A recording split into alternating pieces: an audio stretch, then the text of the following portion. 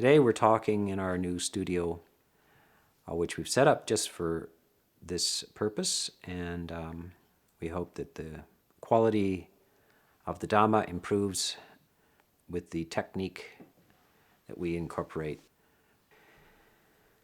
So there's a whole field of psychology. Almost all of Western psychology is devoted to dysfunctional types of emotional states, dysfunctional types of mental states, unhappiness and all of the problems. And there's a large amount of study, huge amounts of money gone into this to try to reduce the amount of suffering that takes place. But on the other hand, there are no descriptions on the positive side. Now, there is something recently in the last 10 or 20 years, I suppose, called positive psychology. And that positive psychology is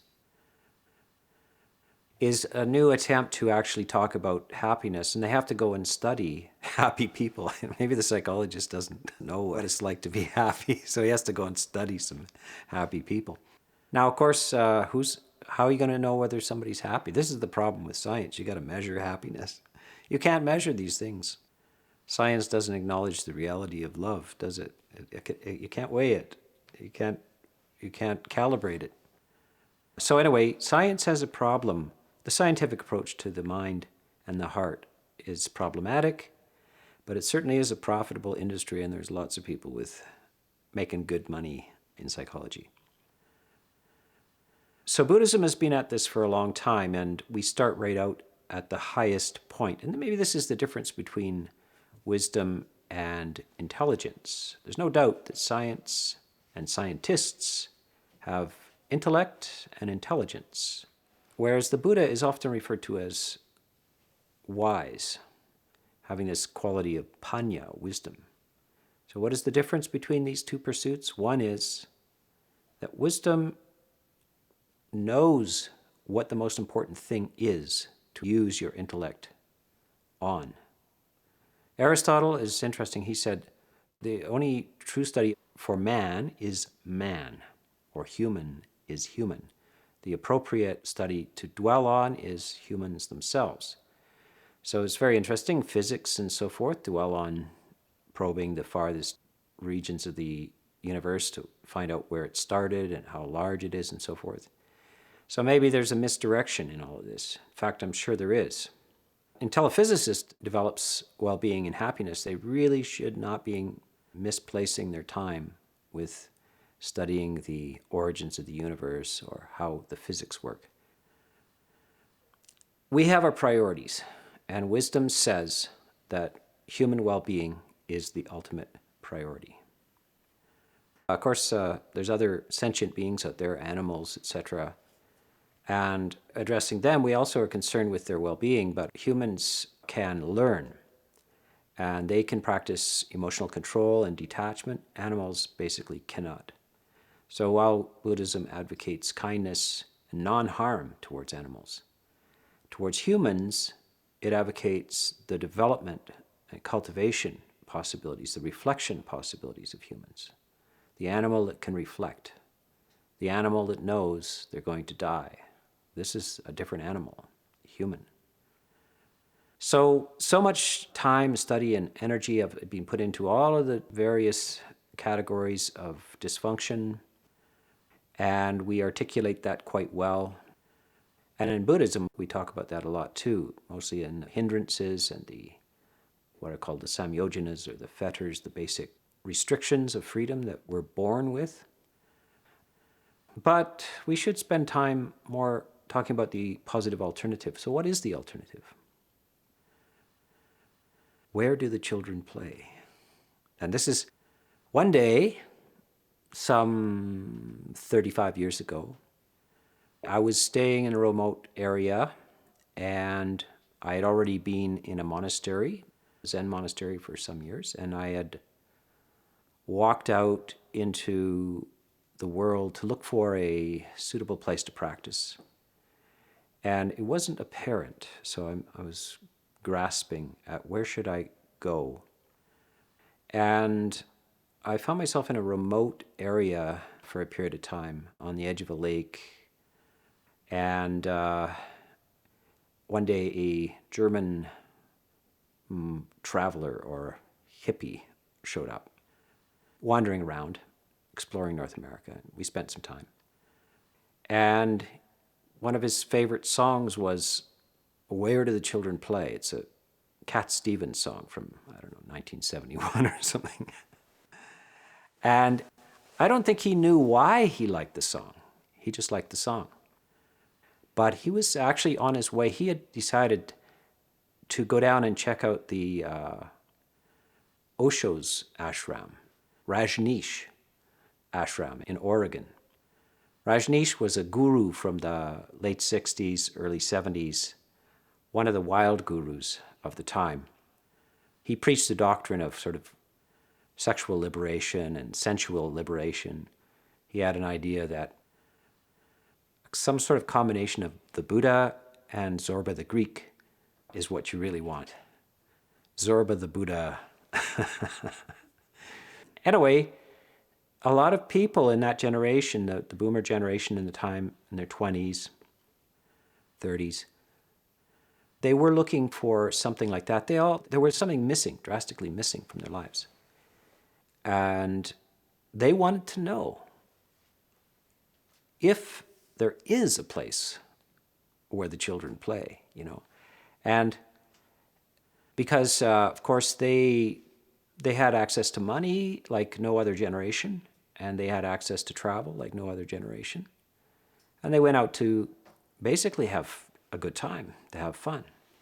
But often they found it shallow and meaningless. And what they thought would be a good time turned out to be quickly disenchanting.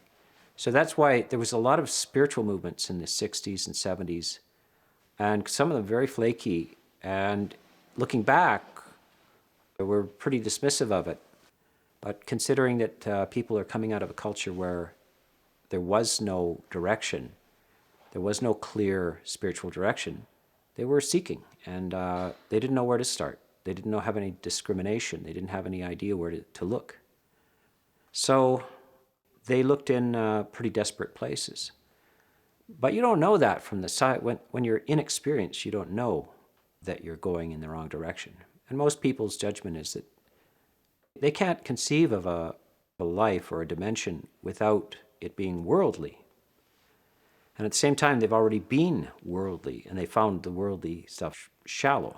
So various gurus at the time promised happiness and wonderful, and you don't have to renounce anything, you don't have to leave anything behind, you can plunge into the life, you can have a non-dual experience of freedom in the midst of the world, and you can go to your... So they established, Rajneesh had this Zorba the Buddha nightclubs, where you went and danced and so forth.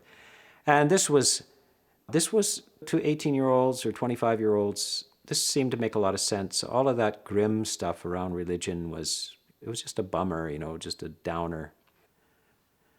But they didn't know much about it. So that's where they went to look. They all wanted to find lightness of heart and well-being in a continuous way. Humans sincerely want to be happy, there's no doubt about it. And so they looked in these places, and you really can't find it in those places. A lot of those spiritual communities collapsed or were become dysfunctional and so forth. And so, but the motive, the search is genuine, and it's really just very important that you really aspire to profound well-being in this very life.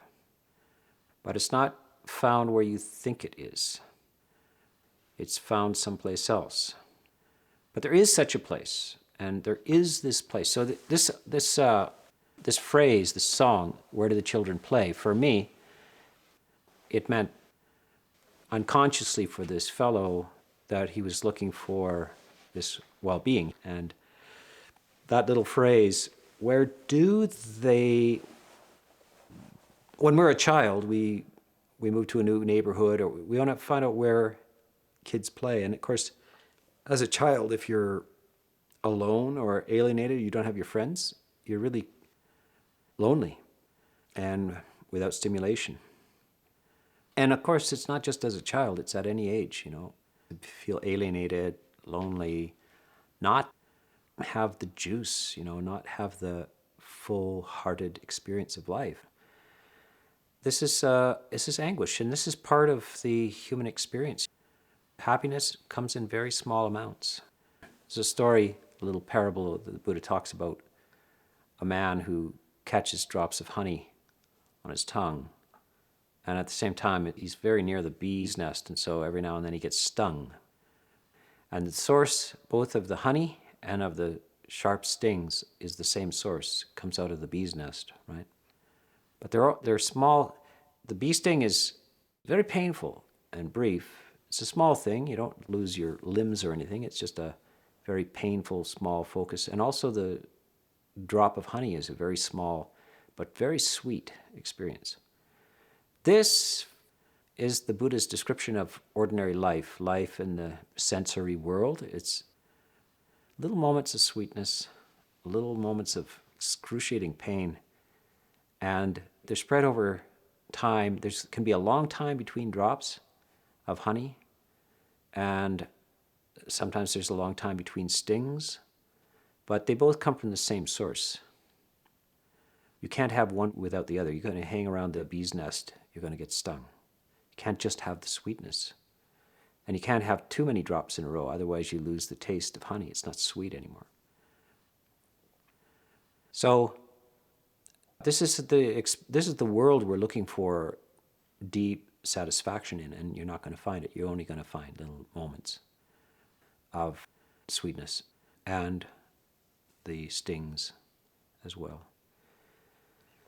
So where do you find this place? This is where the spiritual practitioners play. This is where the children of a different states of consciousness, you're only going to find it in trained consciousness. You're not going to find it any other way. And it won't be at Buddha the Zorba's restaurant or a disco or any of those things. I said to them, he was quite excited to go on to this, and I said to him, haven't you been to a disco before? You know what a disco is, don't you? Why would you go there? I'm sure there are a lot better discos just in Vancouver. Go there. And this really, he'd never thought of that. So it suddenly deflated his whole interest in going to the Rajneesh commune when I realized they do it better downtown Vancouver at the discos there. The spiritual communities can't compete with that. There's no way. So it deflated him, and I said to him, this is a profound happiness that you're looking for. And you just don't open the door to a nightclub and get it. It's just not that way. It's in the opposite direction. And it's going to require work and discipline and some restraint. But if you do that, you will find your way into this other state of consciousness. And it can be some deserts to cross. And that's why people go to places that offer instant happiness. They go there because nobody wants to go out in the desert, but that's where you have to go. And into uncertainty and into your own determinations and, of course, into your own doubts, because can you get assurance that you're going to get there? And when? See, this is what all these popular things, they all give you a timeline. They say 3 months, you're done.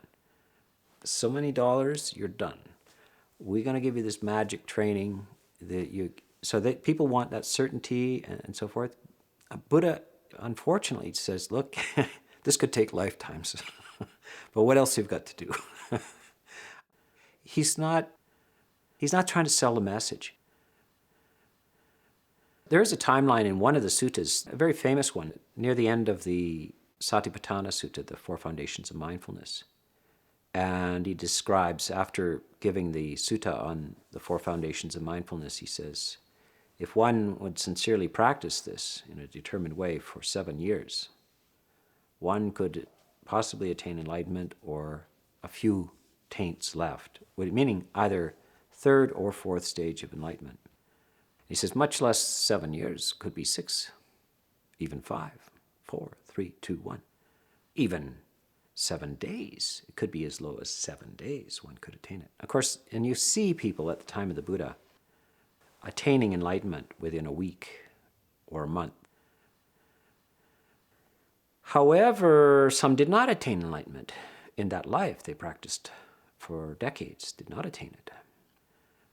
And from the Western Christian point of view, where there's a kind of a one-life theory, if it's not done in this life, then it's never done. But from a Buddhist point of view, we have a much more expansive sort of time frame.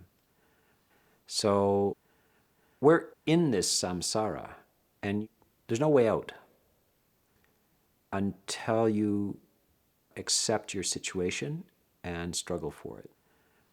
And then that's the necessary fuel for this. You have to be mature enough human to be sick of things. There's a saying in the Tao Te Ching, the sage, the wise one, is sick of being sick, and so he is no longer sick. So you have to be, if you're not sick, you don't feel the sickness, you're probably immature. You're probably not listening to this to begin with. In the Zen temple, this Korean monk would say, when we're sitting around the table sometimes and you get to know people, and he would say, I think you're quite sick. That was a compliment. I was very sick. That was a compliment. You have to be sick. You have to feel the poison of, you have to feel the existential problem. If you don't feel the existential problem, you just can't start. You just don't have the motivation. There's something, it's going by you. You're not listening. You don't have it. You got to feel it. And your friends around you will not know or resist this kind of talk. But what is it? Kierkegaard has this essay or book, Sickness Unto Death. I like that title, Sickness Unto Death. Now that cheers me up. So you have to be ready to, as all the traditions say, you have to be ready to lose your life to gain your life, right? And you can't stay with something that's half-baked and based on delusions. You have to accept the reality. You have to realize you're going to die. Everybody's going to die. There's no way out. It's pointless. And even in the next life, it's still pointless. And then that one after that, still pointless. All of samsara is absurd. We're not going anywhere. We're going in circles, big, long circles. So that's the deepest level, and that's what drives you to find a way out. So you accept. Most people are pushing this away in their consciousness all the time. Every now and then somebody wins a lottery or something, and then they have to figure out what they're going to do now. I see all these stories. I love these stories. Some guy decides he's going to build a castle. And he's just he hasn't got much money or anything, but all he's got is time. And so he spends like 16 hours a day gathering rocks and putting rocks together and building himself a castle in the middle of nowhere. Takes him, he's been at it for 45 years, and somebody comes and does a newspaper story on it. Man builds castle, and you see this, usually they're bearded, dirty, and skinny as hell. And they've been hauling rocks around their whole life, right? So, and you have to think, why does somebody do that? It's because they couldn't think of anything else to do with their life. And that's basically what everybody, other people, they get trapped in a job. And then they have to go home and deal with everything. So they're pretty well exhausting themselves all day long just to make a living and just to be secure. And so they don't have time to build a castle. But if they didn't have that job, they'd probably end up building castles, trying to desperately do something with their existence. But of course, what's the point of that castle? This guy's, he doesn't need a castle. He's not a medieval king. I mean, a medieval king needs a castle. You got to have all your servants and your army. That's why they build those castles, To build a castle when you're not a medieval king is an absurd thing. And why does he decide to build a castle? It's because it'll take his life. It'll take all of his life, and he won't have to think of anything new to do. So you're going to end up in existential absurdity if you don't take up the path. And this is the alternative, and there isn't another alternative. So this process of the mind is much, much better than building these castles. It goes somewhere. Even in the level of the neighborhood of samadhi, you will find existential relief. You'll find your thirst, your dilemma, or the unconscious avoidance of these things will subside. And it's the only place it'll subside. It won't ever subside in that nightclub. You will be, for a time, the deeper drives and so forth will be in suspension. And that is the taste. That's what the Buddha says. That's one of the fruits of the path. And it's not to be dismissed. Some schools kind of dismiss samadhi as not important, but it's very important. It's one of the fruits of the path. The Buddha celebrates it. And he says, this is temporary nibbana. Temporary nibbana. That sounds good. It's not the final nibbana, but it's what nibbana will feel like. It's free from the existential drives and confusion, lost in the funhouse. You're now in a satisfactory place. You're perfectly at ease. And this is so important. If one can aim for this, arrange the preliminaries and the causes for this, then you won't need to listen to any more Dhamma talks. Long, boring Dhamma talks from old monks. You won't have to listen to it anymore. No more torture from... You will know where you're going. You will have been there. You'll have visited that. Now you won't need any more maps or guides or anything like that. You will know that. And that is, this is where the children play. And believe me, it's really very, very, lots of fun there. And so if you don't want to endlessly spend your time reading about every possible way to be unhappy, just find your way to an experience, even a temporary experience of this happiness, not of the world, not of the senses, outside of the senses. Happiness outside of the senses. In the samadhi, the perfect, beautiful balance of the mind is where it's found, and then you'll have a taste of this. And then you will be highly motivated. You will want to keep returning again and again to this. And in order to return, you will have to maintain your mindful, that which got you there. And what gets you there is virtuous behavior, clarity of thought, expansiveness of heart in terms of generosity and kindness. And then these preliminary causes have been put in, and you will maintain those preliminary causes because you won't like it when you lose it. The thing about samadhi is you can lose it. You can regress. You can go backwards. So it's very, very important it's very important to be attached to samadhi, regarding it as a precious thing, like a newborn baby. You're very, very careful with these things. It's delicate and it needs to be guarded. So if you get in the vicinity of this positive, beautiful condition of balance, you have to guard it. It's so important to guard it. And this is called guarding the senses. The monks still have to go off an alms round through the local village, and there's all kinds of strange stuff happening there. But maybe you got some samadhi in the morning, in the early morning. You're sitting at 4 o'clock in the morning, you're sitting there in the silence, the night of the jungle. You get your samadhi. It's so beautiful. But now you got to eat. Now you have to walk barefoot through the nearest village to get some food. If you get distracted with the sights and the sounds and the smells of the village, then you're going to lose your samadhi. So the Buddha is saying, guard your senses, monks. Guard your senses as you go through there. Keep your eyes down. Don't listen to things. Don't pay attention to the smells. It's not a grim denial of things. It's because you're trying to protect something that's so much more beautiful than that village. That's why you do it. It's a delicate state, and it's very, very beautiful, and we don't want to regress once we get it.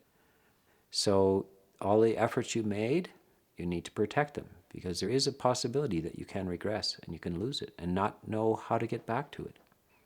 So this is critically important, that you understand the guardianship of any positive states that you get. You have to nourish and keep those things going. And then your only job after that is to deepen them. Now this is a little bit more awkward and difficult in ordinary life, but what else do you have to do? It's terribly, terribly important. And wisdom will tell you that it's the most important thing. Your friends and your relatives around you may not understand that. They might even be quite smart, but they may not be wise enough to understand that human happiness and well-being is the highest priority. So see if you can find where the children play. Where do the children play?